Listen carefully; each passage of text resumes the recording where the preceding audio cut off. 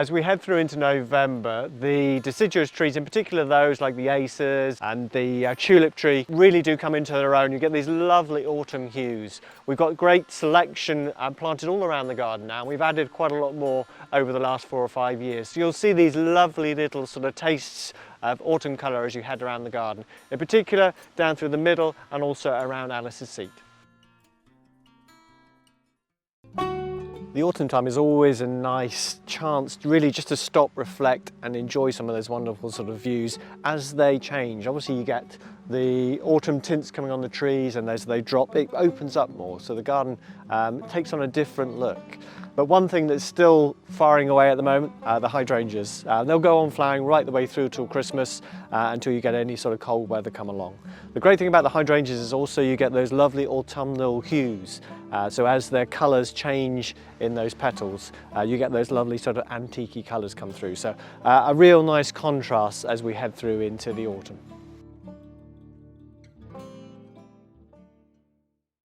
There are many different jobs that the garden team do throughout the year, and all of them have their sort of key importance at certain times of the year. One in particular is the gunnera. It tends to get knocked around, broken down as you head through into autumn, and looks a bit untidy. So what the guys do is they'll just trim off the leaves and the stalks, tidy them up and just turn them over just to create these little umbrellas. It has this sort of nice effect, and it's very primordial in this area as you move through into the winter months. The leaves don't really give them protection so much, more just for a decorative purpose. As we head through into November, there's some real standout trees that have sort of characteristic elements, whether it be autumn colour or fruits, but fruits in particular are really the sort of swan song for the Cornus. This is Cornus Norman Haden. It has these wonderful large strawberry-like fruits which carry on right the way through until the squirrels have sort of nibbled on them and they've dropped to the floor. It's a fantastic Cornus rusk because it has the bracts, which has still got some on now in the summer, and then this wonderful display of fruits.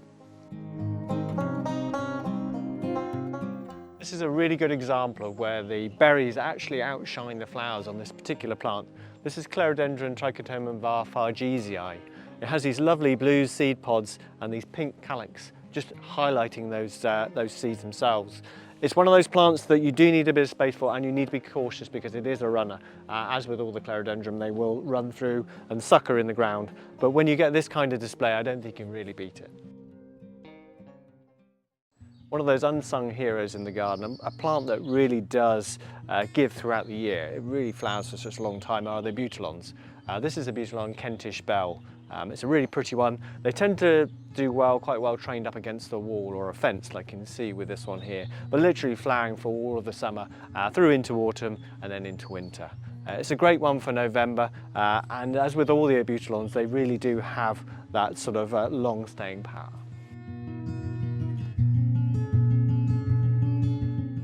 If you're looking for winter interest in the garden and you've got challenging conditions where the bank's a bit dry but it's a good sunny position, then the correas are a good choice. This particular one is called Dusky Bells. It's particularly nice with these sort of two-tone colour, and as I say, it'll literally go through all the way through the winter months, flowering away and looking fantastic. Gravilias are also another great source of colour and interest in the garden as we head into the winter months. This one in particular, Gravila Victoria, is a real stunner. It really stands out with those orange flowers against that lovely silvery foliage. I think one of the things, for me anyway, that makes Trebah so special is the mixture of foliage, form, colour that you see around the garden. It's got that very exotic element of sort of mixture of foliage as well. And one of my favourite plants, and a great one for colour at this time of year, are the Dicroa. This is Dicroa febrifuga. It has this lovely deep blue flower which really sort of colours through at this time of the year and goes all the way through in the winter. You will need a slightly sheltered position if you're going to grow this in your garden because it is a bit more on the tender side, but it is evergreen, unlike the hydrangeas. It has the same characteristics as well as the hydrangea. It will change colour depending on the alkalinity or acidity of your soil. Because we've got an acid soil here, you get this lovely blue. Also, just adding into the mix, you've got hydrangea aspera as well, just changing colour. You get these sort of lovely antique-y hues come through at this time of the year, and the sort of petals just change, and then this lovely soft felty leaf as well contrasts nicely against that flower.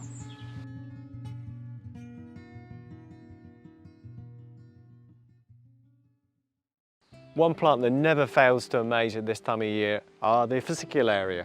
It's the way it's evolved to change colour. The leaves change colour around the flower just to highlight it, just at that point when it's just starting to open, so that the hummingbirds in the wild, obviously in its native South America, would then feed off and pollinate the flowers.